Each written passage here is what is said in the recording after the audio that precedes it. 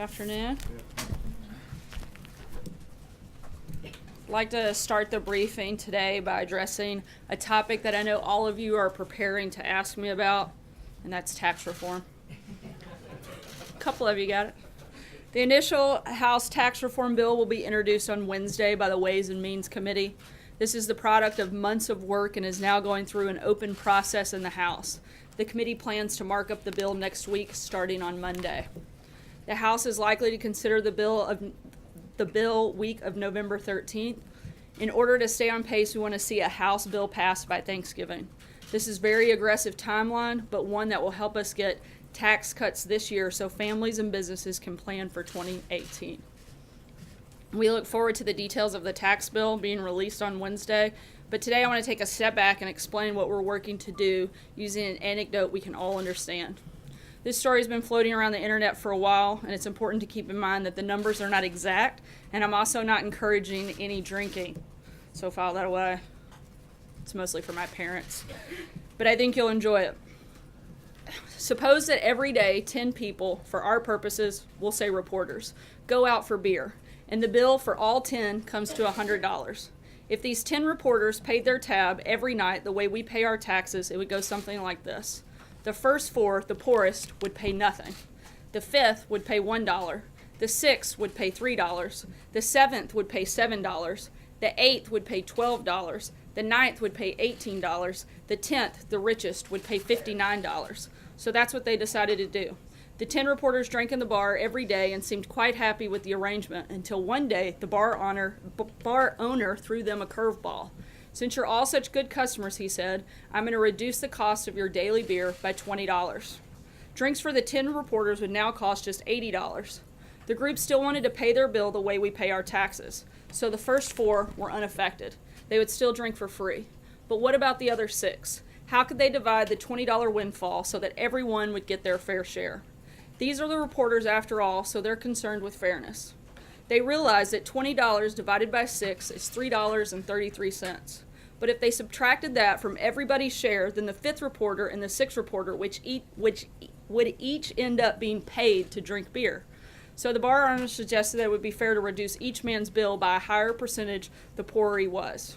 By doing that, he explained, they'd continue following the principle of the tax system they'd been using. So he proceeded to work out the amounts he suggested that each should pay now. And so the 5th reporter, like the first 4, now paid nothing. He got a 100% saving. The 6th now paid $2 instead of $3, a 33% saving. The 7th now paid $5 instead of $7, a 28% saving. The 8th now paid $9 instead of $12, a 25% saving. The 9th now paid $14 instead of $18, which was a 22% saving. And the 10th now paid $49 instead of $59, a 16% saving. So each of the 6 was better off than before, and the first 4 continued to drink for free. But once outside the bar, the reporters began to compare their savings.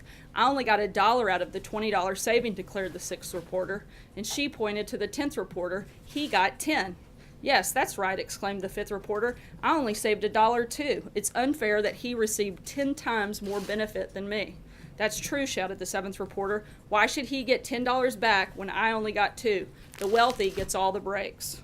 Wait a minute, yelled the first 4 reporters in unison. We didn't get anything at all. This new tax system exploits the poor. The 9 reporters yelled at the 10th and made him feel bad. So the next night, the 10th man didn't show up for drinks, and the 9 sat down and had their beers without him. But when it came time to pay the bill, they discovered something important. They no longer had enough money between them all to even cover half of the bill. And that, ladies and gentlemen, is how our tax system works. The people who already paid the highest taxes will naturally benefit from a tax reduction, but not the largest percent benefit. Taxing them too much, attack them, and they might start drinking overseas where the atmosphere is somewhat friendlier. This is a silly story, of course, but it illustrates some very important points. Our tax cuts and reforms will create a fairer system that works better for everyone. And it will make our country the friendliest in the world for American families trying to build a better life for themselves and their children, and for American companies seeking a competitive edge. And I'll be happy to get that story to everybody so that you can get those numbers later. Again, I know that that may be an oversimplification, but I think it paints a very good picture of the tax system. And with that, I'll take your questions. Sarah, first I'd like to get the White House reaction to the indictments of Paul Manafort and Rick Gates and the plea agreement with George Papadopoulos. And specifically, I know we have heard a couple of tweets from the president. If you can help me understand, when he says, why aren't crooked Hillary and the Dems the focus, is the president saying that Special Counsel Mueller should really be investigating Hillary Clinton and the Democrats? And is he going to rule out once and for all firing Robert Mueller? Look, I'll address the second question first. The president said last week, I believe it was last week, and I've said several times before, there's no intention or plan to make any changes in regards to special counsel. But look, today's announcement has nothing to do with the president, has nothing to do with the president's campaign or campaign activity. The real collusion scandal, as we've said several times before, has everything to do with the Clinton campaign, Fusion GPS, and Russia. There's clear evidence of the Clinton campaign colluding with Russian intelligence to spread disinformation and smear the president to influence the election. We've been saying from day one there's been no evidence of Trump-Russia collusion, and nothing in the indictment today changes that at all. But the George Papadopoulos agreement is about the campaign. It is specifically about the campaign. It has nothing to do with the activities of the campaign. It has to do with his failure to tell the truth. That doesn't have anything to do with the campaign or the campaign's activities. But it is the clearest evidence yet of ties between the Trump campaign and Russian officials. So Again, there are no activities or official capacity in which the Trump campaign was engaged in any of these activities. Most of them took place well before the campaign ever even existed. John? Sarah, can you just explain what George Papadopoulos' role with the campaign was? It was extremely limited. It was a volunteer position.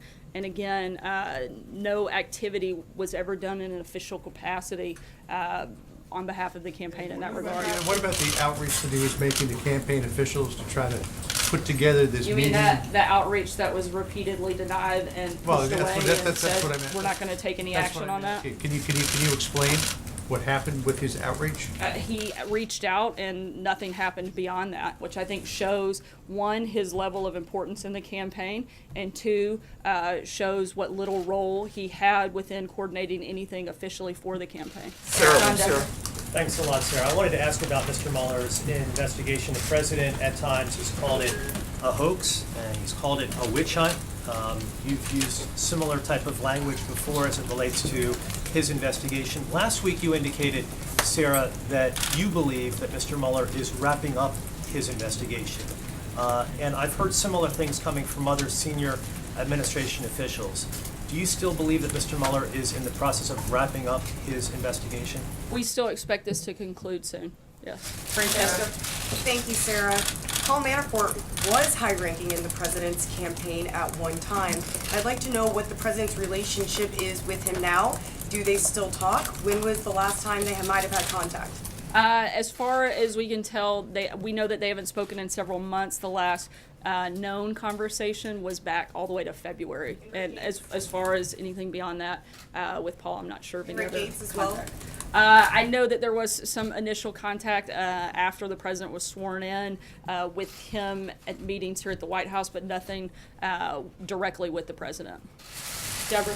Yeah, thank you, Sarah. On March 31, according to the affidavit by Mr. Papadopoulos, he attended a foreign policy meeting. The president was there. He said that he talked about how that Russia wanted to talk to the president.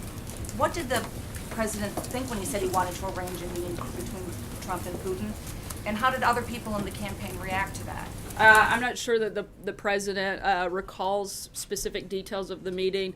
Again, it was a brief meeting that took place quite some time ago. It was the one time that group ever met.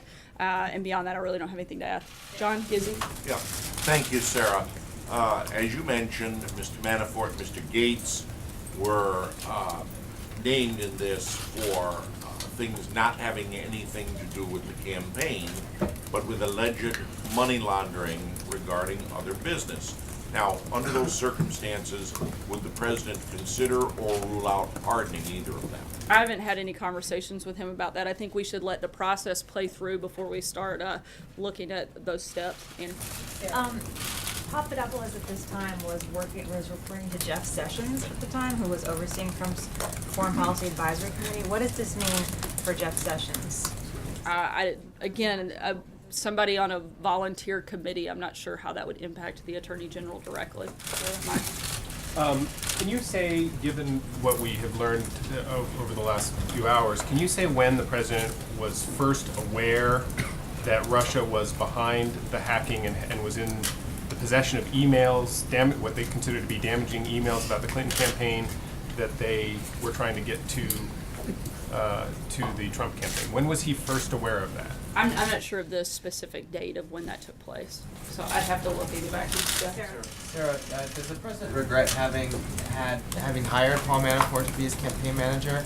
And is he and the rest of the White House concerned that this issue will distract from tax reform and the other domestic policy and foreign policy? We're not worried about priorities? it distracting because it doesn't have anything to do with us, because this is something that is action that took place outside of the campaign or campaign activity. And as far as whether he regrets having hired him to be a campaign manager? I didn't ask him that question specifically. Sarah, how can you describe Mr. Papadopoulos as having a limited role when there's a photograph of Mr. Papadopoulos sitting at a table with The then president candidate has Trump thousands at a of national photographs security with meeting? millions of people, so.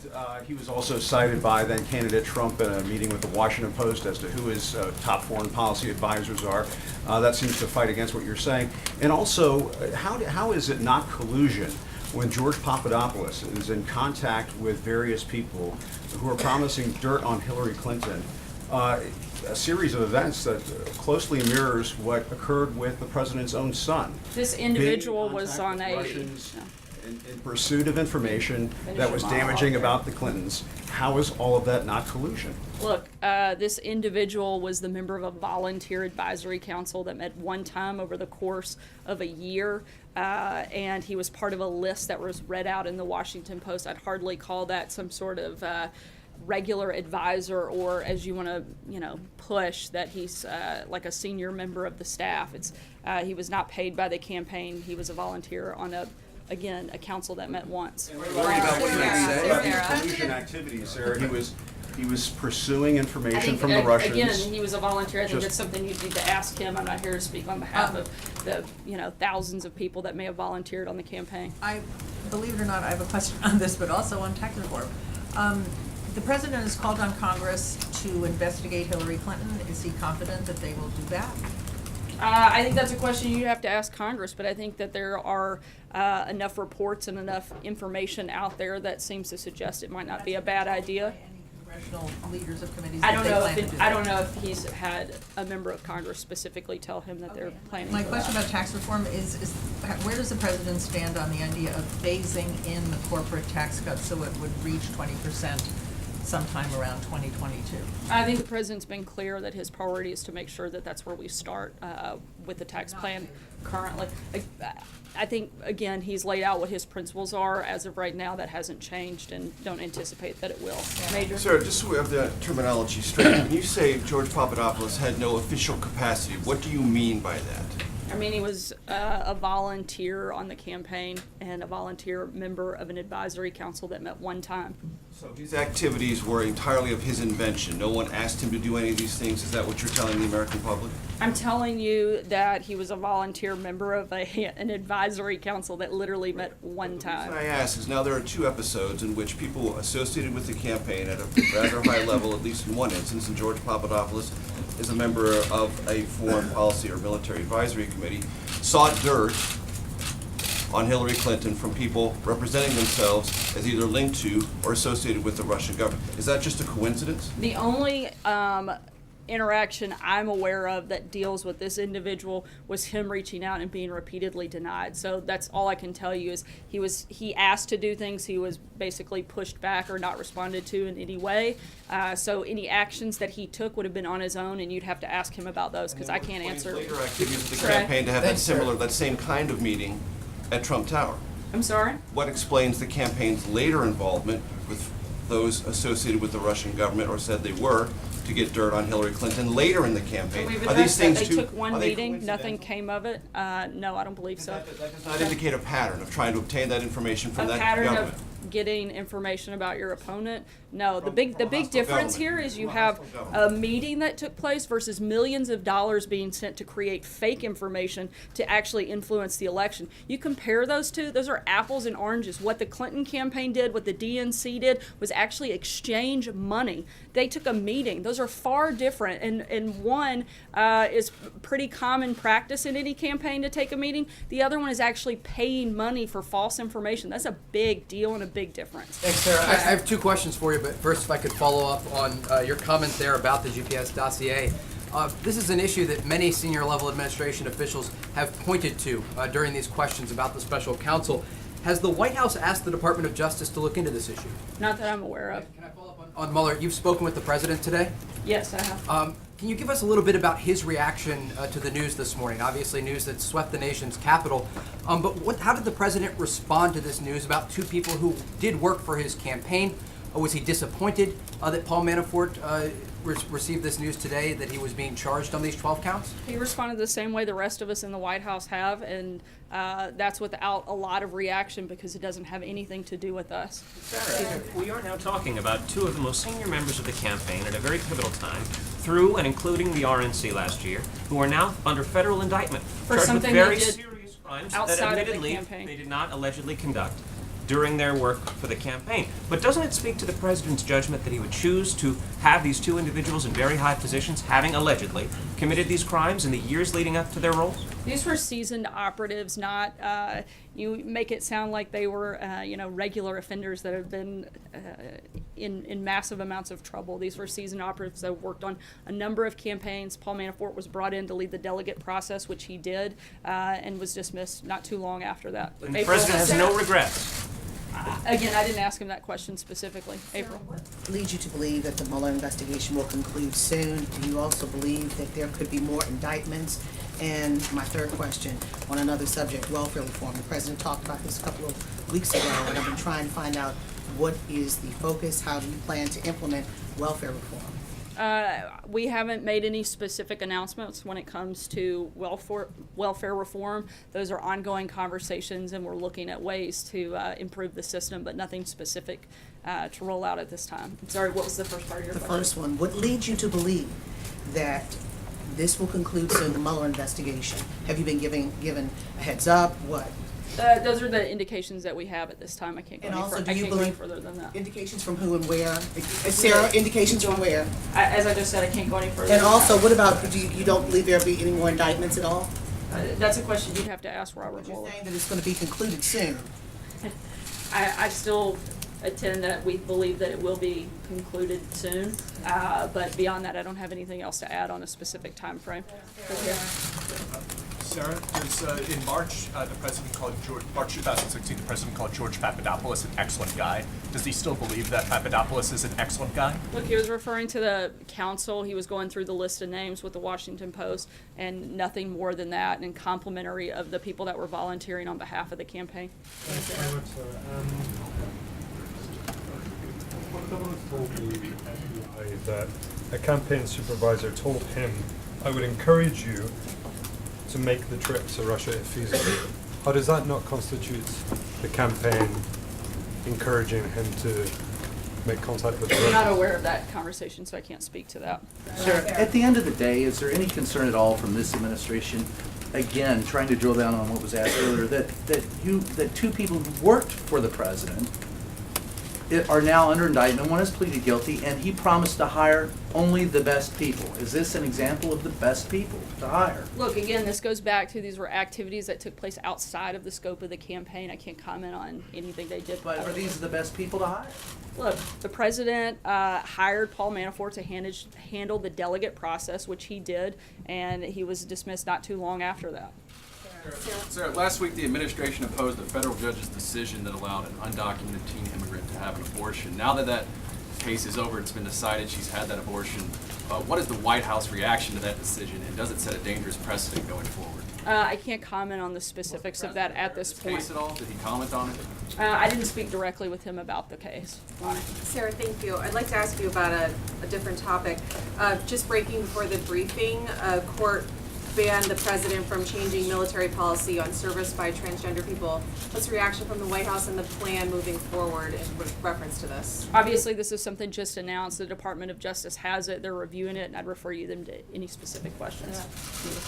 Congressman Gowdy this weekend had suggested that there should be an investigation into the leaks of the grand jury investigation or Robert Mueller's investigation. Do you think there should be an investigation? Are you all asking for an investigation? We haven't asked for that investigation to take Support place. an investigation? I think that anytime there is leaking of sensitive information, it should be looked into, but beyond that, we don't have any comment.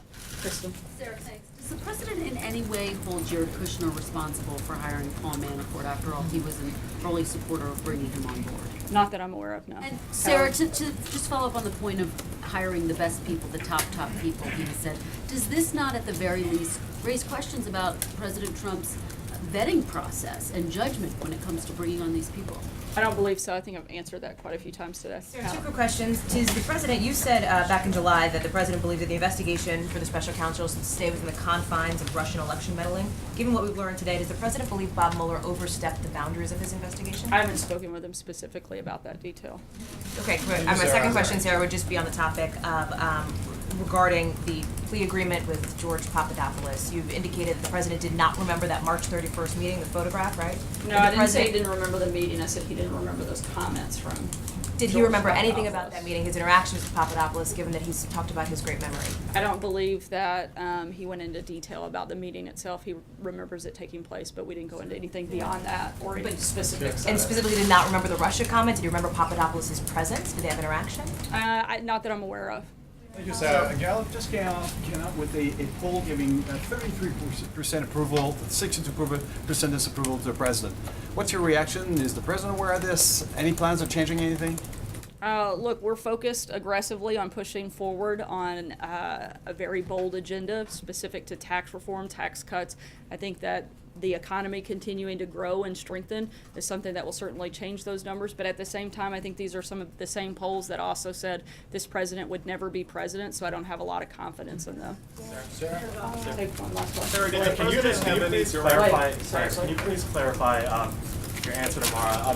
The stock market is moving downwards on this news that possibly the corporate rate could be phased in over several years. I wasn't sure if you were trying to make the point that the president would be for a phase-in or against a phase-in. No, I said that the president laid out his principles, and it doesn't include the phasing in, so we're still committed to that moving forward. But and I don't have any reason to believe we have changes on that front at this point. So the red line of the 20% corporate I'm rate not drawing tax a cut. red line. I'm just saying those are the principles that we've laid out, and we haven't adjusted or changed our principles since this process started. Thanks so much, guys. Have a good day.